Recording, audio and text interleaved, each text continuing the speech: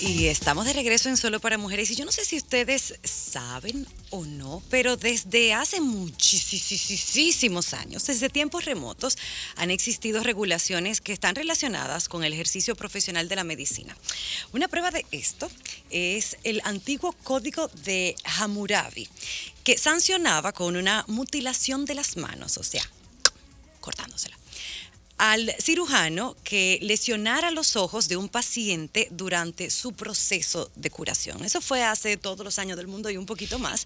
Ahora, pues no son tan sangrientas esas penas, ¿no? Pero muchos lo desconocemos y no sabemos que nosotros como pacientes tenemos muchísimos derechos con la mala práctica. Uno ha escuchado tantos casos.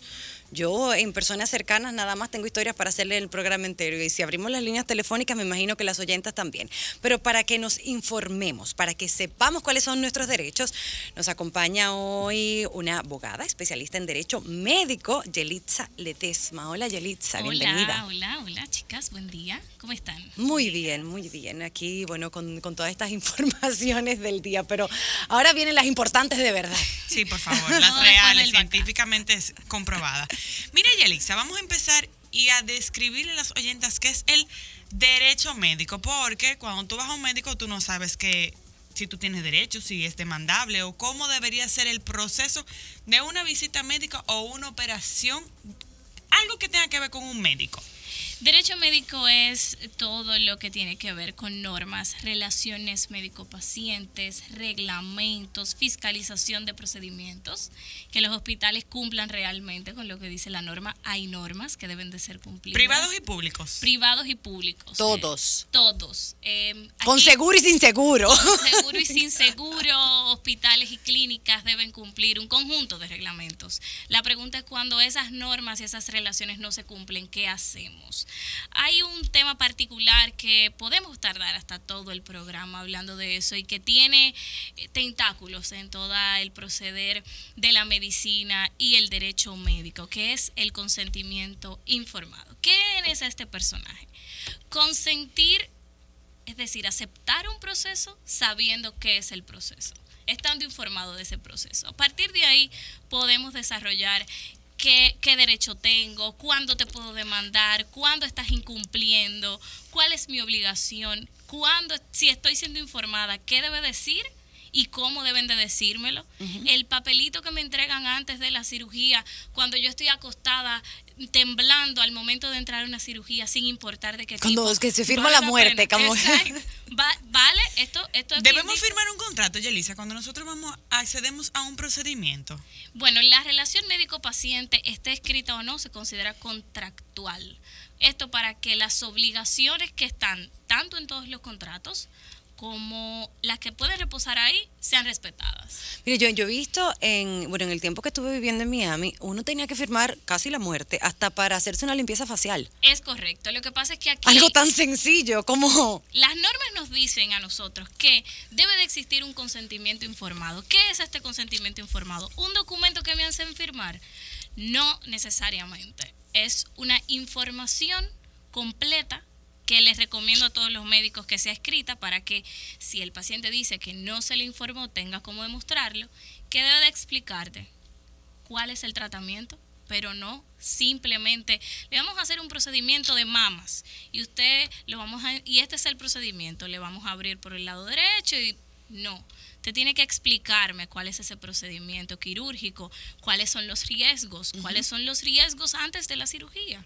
¿Cuáles son los riesgos después de la cirugía? Los compromisos del paciente deberían estar ahí también, porque ciertamente hay mala práctica médica, pero también hay pacientes que no siguen el procedimiento después de la operación. Los cuidados necesarios. Correcto. Por eso, esa información que recomiendo que sea escrita debe decir cuál es el procedimiento posterior a que salgamos de la cirugía, que salgamos de la clínica u hospital. Debe decir los beneficios de ese procedimiento. Debe decir si hay un procedimiento que es mejor que ese. Me tienen que decir si hay un procedimiento que es alternativo. Okay. Me deben de decir eso en un tiempo que yo lo pueda pensar y decidir si me quiero hacer el procedimiento. Y por eso, ojo aquí, hablo de procedimiento porque no necesariamente es quirúrgico.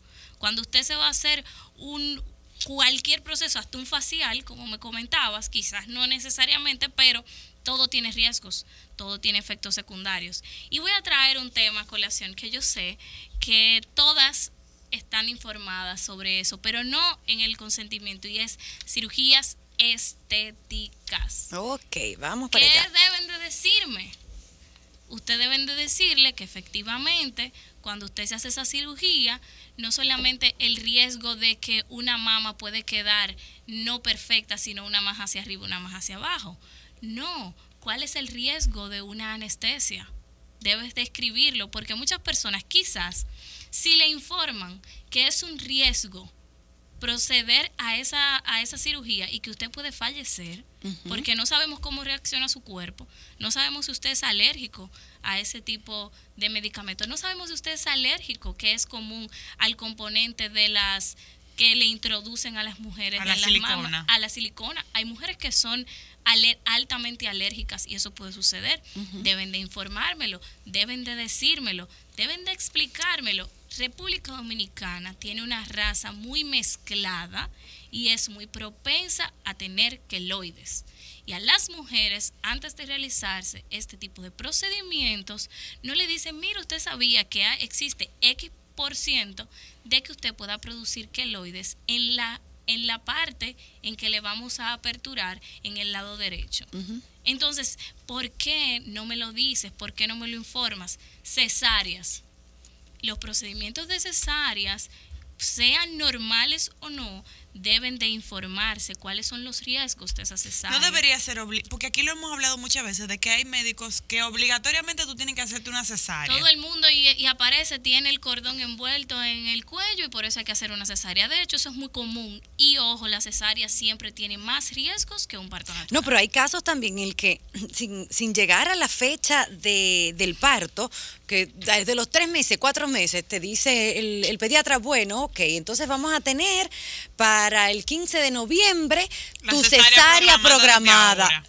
¿Cómo que cesárea? Si no hay ninguna razón para tener que hacerlo de esa forma y no con un parto natural. Es común, muy común en República Dominicana, y entonces en las hojas de cirugía se establecen situaciones como, bueno, es que tú no eres tan ancha para poder dar a luz un parto natural, o había una envoltura del cordón, pero realmente en esos casos tiene que llegar a un punto X para que el procedimiento natural no se haga, porque hay ocasiones en que eso es muy común.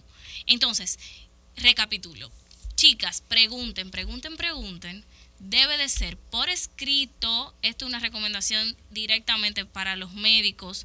Señores, por favor, también hay una tendencia en la República Dominicana, ahora que se conoce que se están haciendo este tipo de demandas, de personas que se quieren aprovechar del mismo sistema. Los famosos picapleitos. Gente que anda buscando... Claro.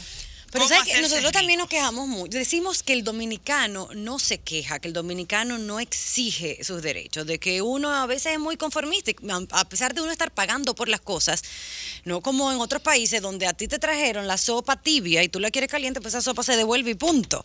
Entonces, que debemos de hacerlo, porque si tú estás pagando tu dinero, pues tú debes de exigir que sea de calidad lo que te están entregando. Y hay muchos detalles, porque por ejemplo, una cirugía estética es obligatorio que si usted acordó conmigo que yo iba a hacerme de copa B a copa C, yo no debo salir con copa D. Okay. Y en ese caso, obligatorio. En ese caso, ¿se puede demandar un médico? Se puede demandar un médico, incluso en casos primero en que no se tenga ese resultado. En caso de cirugías estéticas es muy común. ¿Por qué? Porque son resultados que se pueden prever. Ahora, ese consentimiento también te debe de decir que hay resultados que quizás yo no puedo controlar. Por ejemplo, si eres alérgico a la anestesia, pero aún sean resultados previsibles, aún sean resultados conocidos por la ciencia, aún sean resultados que usted no pueda controlar, usted me lo tiene que decir en palabras que yo lo pueda entender, porque yo no soy médico. Yo soy abogada y tengo que saber que si yo voy a entrar a un quirófano, yo puedo fallecer en ese procedimiento, que si yo salgo del quirófano con X infección, es una falta del médico y puede ser condenado. Ojo, médicos, el consentimiento informado no es la hojita de antes de la cirugía que dice que usted acepta todo, no. Eso es una simple autorización de cirugía. Yo autorizo que ustedes me intervengan quirúrgicamente. Los parientes deberían tener conocimiento, Yelisa, de eso que tú estás diciendo, o ese contrato debe ser paciente médico solamente.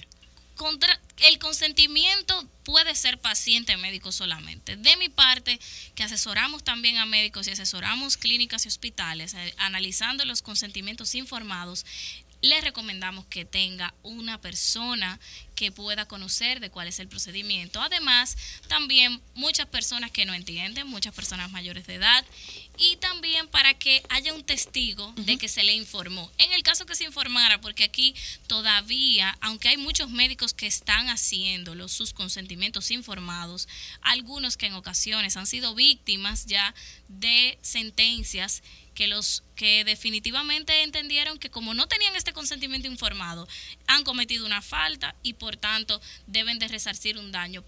¿Cuál es la falta? No decirme, y como usted no me dijo, yo no pude determinar libremente si yo quería hacerme esa cirugía. Vamos a ver o aterrizamos un poquito cómo es todo el proceso.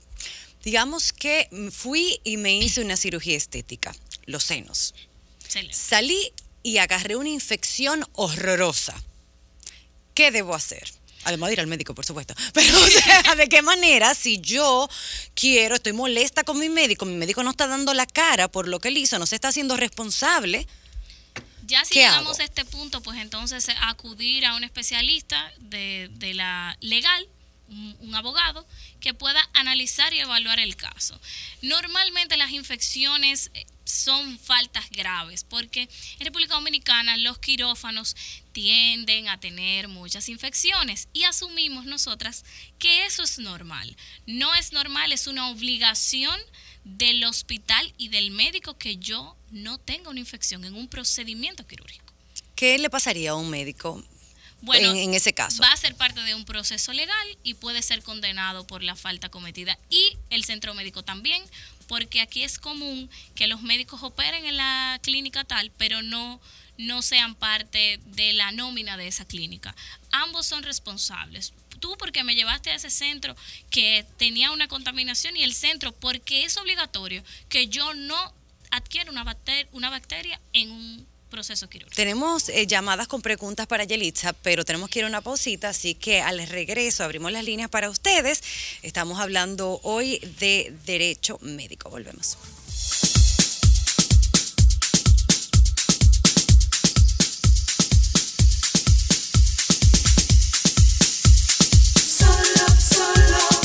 Solo para mujeres. ¿Ya pediste tu avance?